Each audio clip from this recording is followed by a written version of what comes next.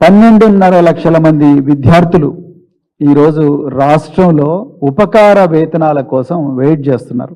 విద్యా సంవత్సరం మీరు ఉదాహరణకు తెలంగాణలో ప్రజాపాలన కాదు, ఇది ప్రజల మీద ప్రతీకార పాలన నడుస్తూ ఉన్నది. విద్యార్థుల మీద ప్రతీకార పాలన నడుస్తూ ఉన్నది. అదేవిధంగా నిరుద్యోగుల మీద కూడా ప్రతీకార పాలన నడుస్తూ ఉన్నది. తెలంగాణలో ఉన్నత విద్యలో 12.5 లక్షల మంది విద్యార్థులు చదువుతున్నారు.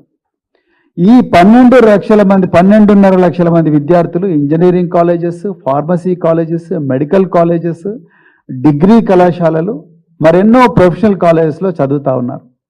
ఈ 12 లక్షల మంది విద్యార్థులకు సాలీన 2,400 కోట్ల ఫీ రీయింబర్స్మెంట్ ఇవ్వాలి.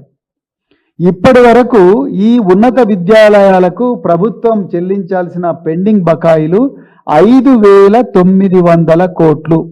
ఈ 5,900 కోట్లు కేవలం ఈ 2023-24 విద్యా సంవత్సరం వరకే. మరి 2024-25 కూడా కలిపితే దాదాపుగా 8,350 కోట్లు విద్యార్థులకు ఇవ్వాల్సి ఉంటుంది. మరి రేవంత్ రెడ్డి గారు, మీ చేతిలోనే విద్యాశాఖ ఉంది, ఎప్పుడన్నా మీరు దీని మీద రివ్యూ చేసిండ్రా?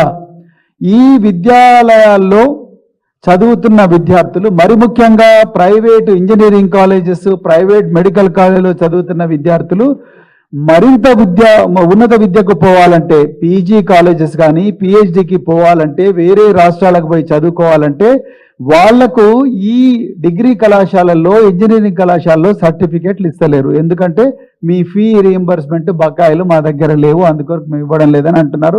చాలా మంది విద్యార్థులు బాధపడుతున్నారు. మరి వాళ్ళ పరిస్థితి ఎవరు చూడాలి? వాళ్ళు పోయి ఎవరికి చెప్పుకోవాలి? ఎస్సీ శాఖ మంత్రి లేడు, ఎస్టీ శాఖ మంత్రి లేడు, మైనారిటీ శాఖ మంత్రి లేడు, విద్యాశాఖ మంత్రి లేడు. మరి ఎవరికి పోయి చెప్పుకోవాలి? మీరేమో ప్రజల ఫిర్యాదులను నేనే డైరెక్ట్గా ప్రతిరోజు మరి ప్రజాభవన్లో స్వీకరిస్తా ఉన్న మీరు ఇంతవరకు ఒక్కటేసారి ప్రజావాణికి వచ్చిండ్రు. ప్రజావాణిలో ఒక ఆఫీసర్ను కూర్చోబెట్టిండ్రు. ప్రతిరోజు కూడా టర్న్ బై టర్న్ ఒక డిపార్ట్మెంట్ నుంచి ఒక చిన్న క్లర్కో లేకపోతే సీనియర్ అసిస్టెంట్ వస్తూ ఉన్నాడు. ఇంకా అక్కడ ఎవరు కూడా లేరు. అక్కడికి వచ్చిన వాళ్ళు ఎవరు కూడా వాళ్ళ సమస్యలు పరిష్కారం కావడం లేదు. మరి విద్యార్థులు వాళ్ళ బాధలు ఎవరికి చెప్పుకోవాలి?